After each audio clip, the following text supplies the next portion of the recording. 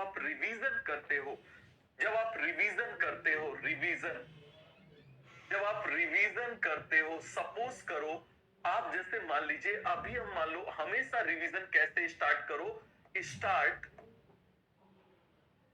From new to old topic, new to old topic, हमेशा new से old topics की तरफ जाओ। ओल्ड से मत जाओ कि जो आपने उसमें जून में पढ़ा था उन टॉपिक से स्टार्ट मत करो, रिवर्स ऑर्डर में चलो।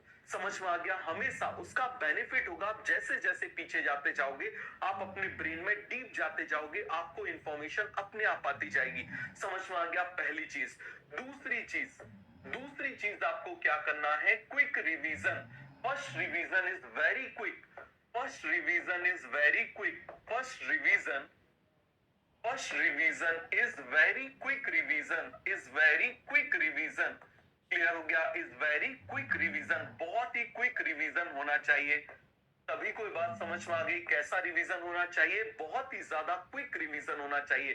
क्लियर हो गया? बहुत ही फटाफट, मतलब आपको किसी भी सब्जेक्ट के किसी भी चैप्टर को करने में आधा घंटे से 45 मिनट लगना चाहिए, कोई भी सब्जेक्ट का कोई भी हो। मतलब आपको मैक्सिमम 45 मिनट, मैक्सिमम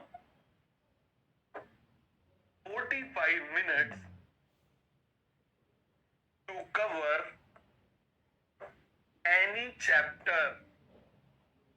समझ में आ गया? सबसे पहली बात समझ में आ गया। सेकेंड टाइम, अब आप रिवीजन जब करोगे सेकेंड टाइम जब आप रिवीजन करोगे, अब इसको क्या करो, आराम से करो। समझ में आ गया? अब आपको पता चल जाएगा कौन से टॉपिक आपको याद है, कौन से नहीं है। क्लियर हो गया? इसके बाद में तीसरा काम आप क्या करोगे, PYQs। कैसे? New to old, new to old मतलब 2023 से 2016। चौथा काम,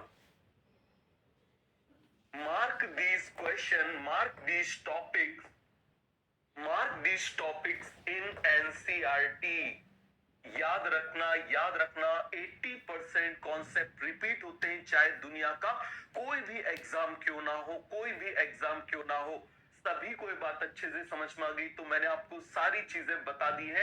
अब यदि आप इतना कर लोगे, आपका रिजल्ट डेफिनेटली पॉजिटिव आएगा।